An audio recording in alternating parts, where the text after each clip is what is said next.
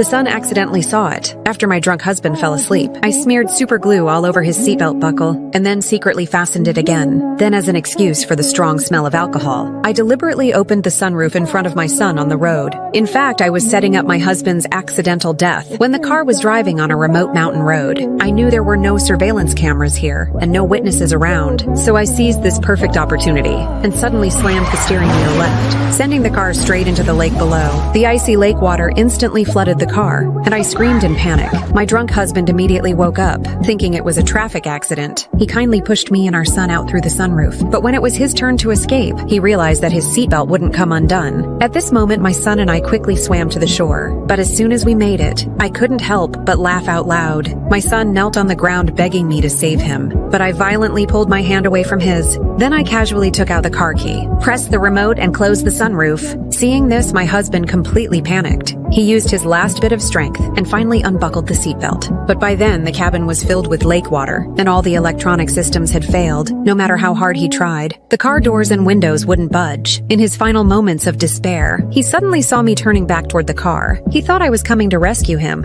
and he desperately pounded on the windows for help. What he didn't realize was that I was only pretending to pull the door, acting anxious on purpose. The reason I came back was to see for myself whether my husband would die in the car, because only then could I leave in peace. Only then could I feel the success of my month-long planning, and this man was not the first husband I killed. I've made over 100 million Korean won from murdering my husbands. My first victim was a 40-year-old software developer, John. After work, I took care of him as best as I could, but in reality, I was waiting for the chance to inherit his property.